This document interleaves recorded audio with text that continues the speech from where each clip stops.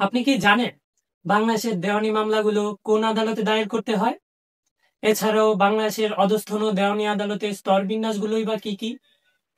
এছাড়াও আর্থিক এখতিয়ার অনুযায়ী বাংলাদেশের দেওয়ানি মামলা কোন আদালতে দায়ের করতে হবে, এই প্রশ্নগুলো কি আপনাদেরও মাথায় আসে? ইয়েস দর্শক, আজকের ভিডিওতে আমরা আলোচনা করব বাংলাদেশের অধস্থন ও দেওয়ানি আদালতের স্তর বিন্যাস এবং আর্থিক এখতিয়ার অনুযায়ী দেওয়ানি মামলা কোন আদালতে দায়ের করতে হবে। আসসালামু আলাইকুম ভিউয়ার্স, আইনের কথা প্ল্যাটফর্ম থেকে আপনাদের সাথে আমি আছি শিহাব হোসেন শান্ত। চলুন আজকের ভিডিওটি শুরু করা যাক। বাংলাদেশের অধস্তন দেওয়ানি আদালতের স্তরসমূহ। বাংলাদেশের অধস্তন দেওয়ানি আদালতের কাঠামো নির্ধারণ করা হয়েছে দেওয়ানি আদালত আইন 1887 অনুযায়ী।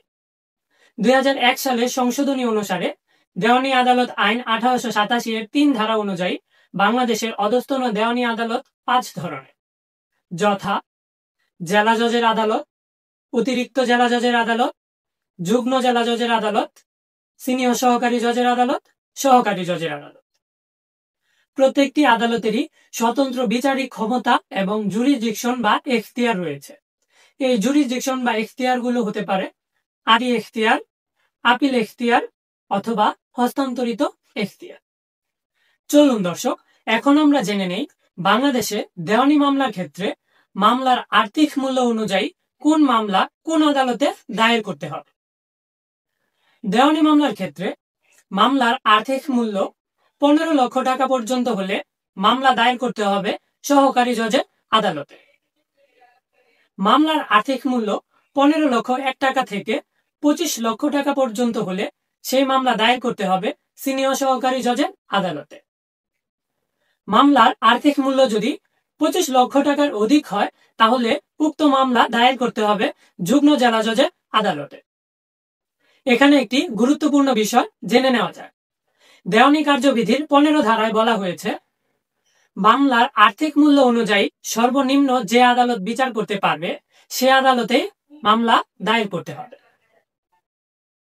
জেলা জজের আদালত এবং অতিরিক্ত জেলা জজের আদালতের ভূমিকা। অনেকেই মনে করেন বেশি অঙ্কের টাকার মামলা মানেই তারা সরাসরি জেলা জজ আদালতে মামলা দায়ের করতে পারবে, কিন্তু এটি আসলে সম্পূর্ণ ভুল একটি ধারণা। তারা মূলত মূল মামলা বিচার করেন না। জেলা জজ আদালত এবং অতিরিক্ত জেলা জজ আদালত সাধারণত আপিল শুনে এবং কিছু বিশেষ মামলার ক্ষেত্রে আদি এখতিয়ার প্রয়োগ করে মামলা গ্রহণ করে, যেমন কোম্পানি অ্যাক্ট অথবা অ্যাডমিরালটি অ্যাক্ট ইত্যাদি। তো দর্শক, আজকের ভিডিওতে আমরা জানলাম বাংলাদেশের অধস্তন দেওয়ানি আদালতের স্তর বিন্যাস, কোন আদালতের আর্থিক এখতিয়ার কত টাকা পর্যন্ত এবং আর্থিক মূল্য অনুযায়ী কোন মামলা কোথায় দায়ের করতে হবে। সত্যি বলতে আইন জানা থাকলে আপনার শুধু নিজের সময়ই বাঁচবে না, বরং নিজের অধিকার আদায়ে আপনি হতে পারবেন আরো বেশি সচেতন। তো দর্শক, আইনের কথা পেজের ভিডিওগুলো যদি আপনাদের উপকারে আসে তাহলে অবশ্যই এগুলো আপনাদের টাইমলাইনে শেয়ার করে দিবেন, যেন আপনাদের ফ্রেন্ড লিস্টে থাকা সকলেও এই গুরুত্বপূর্ণ তথ্যগুলো জানতে পারে।